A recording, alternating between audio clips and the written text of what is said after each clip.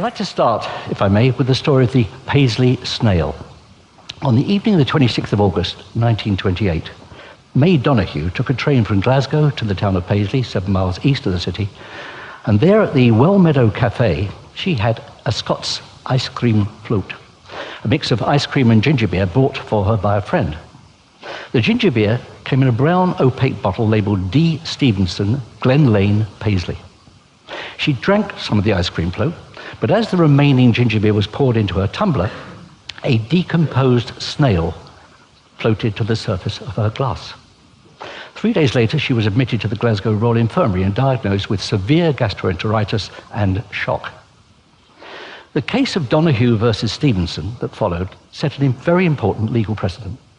Stevenson, the manufacturer of the ginger beer, was held to have a clear duty of care towards May Donoghue, even though there was no contract between them, and indeed she hadn't even bought the drink. One of the judges, Lord Atkin, described it like this: "You must take care to avoid acts or omissions which you can reasonably foresee would be likely to injure your neighbour." Indeed, one wonders that without a duty of care, how many people would have had to suffer from gastroenteritis before Stevenson eventually went out of business. Now, please hang on to that Paisley snail story because it's an important principle. Last year, the Hansard Society, a non-partisan charity which seeks to strengthen parliamentary democracy and encourage greater public involvement in politics, published, alongside their annual audit of political engagement, an additional section devoted entirely to politics and the media. Here are a couple of rather depressing observations from that survey. Tabloid newspapers do not appear to advance the political citizenship of their readers, relative even to those who read no newspapers whatsoever.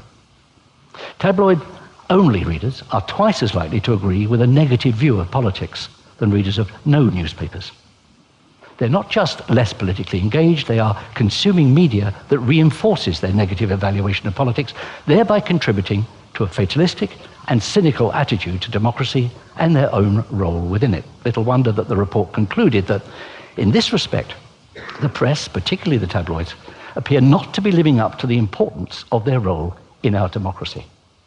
Now, I doubt if anyone in this room would seriously challenge that view. But if Hansard are right, and they usually are, then we've got a very serious problem on our hands, and it's one that I'd like to spend the next 10 minutes focusing upon. Since the Paisley snail, and especially over the past decade or so, a great deal of thinking has been developed around the notion of a duty of care, as it relates to a number of aspects of civil society. Generally, a duty of care arises when one individual or group of individuals undertakes an activity which has the potential to cause harm to another, either physically, mentally, or economically. This is principally focused on obvious areas, such as our empathetic response to children and young people, to our service personnel, and to the elderly and infirm. It has seldom, if ever, extended to equally important arguments around the fragility of our present system of government, to the notion that honesty, accuracy, and impartiality are fundamental to the process of building and embedding an informed, participatory democracy. And the more you think about it, the stranger that is. A couple of years ago, I had the pleasure of opening a brand new school in the northeast of England. It had been renamed by its pupils as Academy 360. As I walked through their impressive glass-covered atrium, in front of me, emblazoned on the wall in letters of fire, was Marcus Aurelius's famous injunction: if it's not true, don't say it. If it's not right, don't do it. The head teacher saw me staring at it and he said, "Oh, that's our school motto." On the train back to London, I couldn't get it out of my mind. I kept thinking, can it really have taken us over 2,000 years to come to terms with that simple notion as being our minimum expectation of each other? Isn't it time that we developed this concept of a duty of care and extended it to include a care for our shared but increasingly endangered democratic values? After all, the absence of a duty of care within many professions can all too easily amount to accusations of negligence, and that being the case, can we be really comfortable with the thought that we're in effect being negligent in respect of the health of our own societies and the values that necessarily underpin them? Could anyone honestly suggest, on the evidence, that the same media which Hansard so roundly condemned have taken sufficient care to avoid behaving in ways which they could reasonably have foreseen would be likely to undermine or even damage our inherently fragile democratic settlement?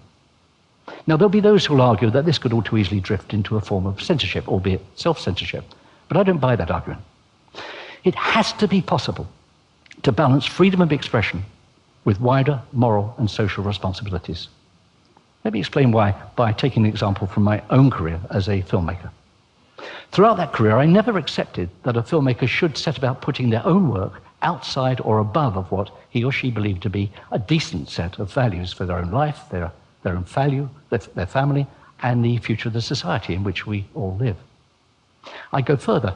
A responsible filmmaker should never devalue their work to a point at which it becomes less than true to the world they themselves wish to inhabit. As I see it, filmmakers, journalists, even bloggers are all required to face up to the social expectations that come with combining the intrinsic power of their medium with their well-honed professional skills. Obviously, this is not a mandated duty. But for the gifted filmmaker and the responsible journalist or even blogger, it strikes me as being utterly inescapable. We should always remember that our notion of individual freedom and its partner, creative freedom, is comparatively new in the history of Western ideas. And for that reason, is often undervalued and can be very quickly undermined. It's a prize easily lost. And once lost, once surrendered, it could prove very, very hard to reclaim. And its first line of defense has to be our own standards, not those enforced on us by a censor or legislation. Our own standards and our own integrity. Our integrity as we deal with those with whom we work, and our own standards as we operate within society. And these standards of ours need to be all of a piece with a sustainable social agenda. They're part of a collective responsibility, the responsibility of the artist or the journalist to deal with the world as it really is.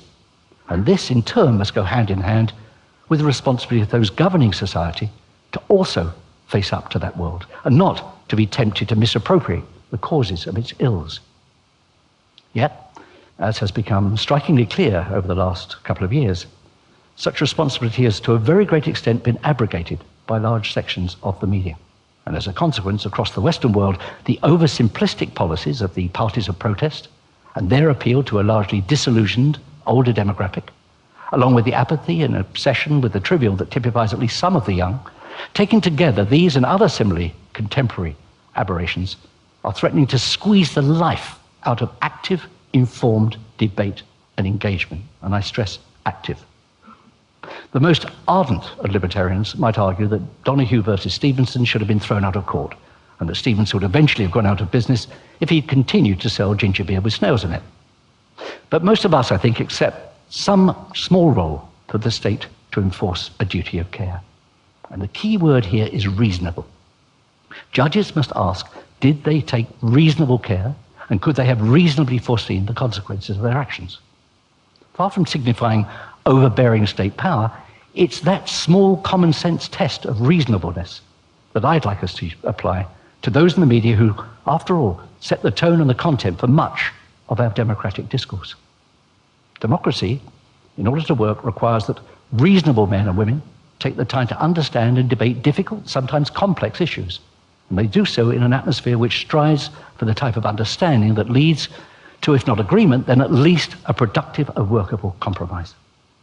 Politics is about choices. And within those choices, politics is about priorities.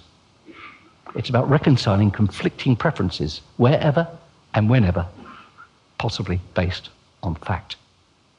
But if the facts themselves are distorted, the resolutions are likely only to create further conflict, with all the stresses and strains on society that inevitably follow.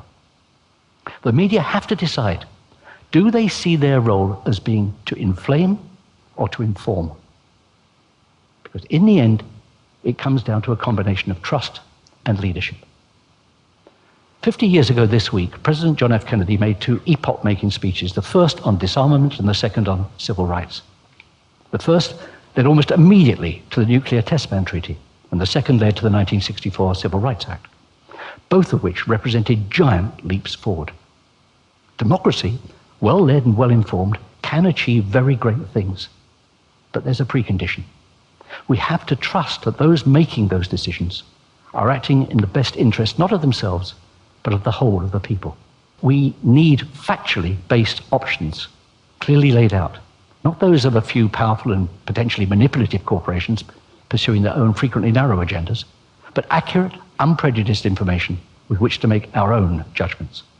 If we want to provide decent, fulfilling lives for our children and our children's children, we need to exercise to the very greatest degree possible that duty of care for a vibrant and hopefully a lasting democracy.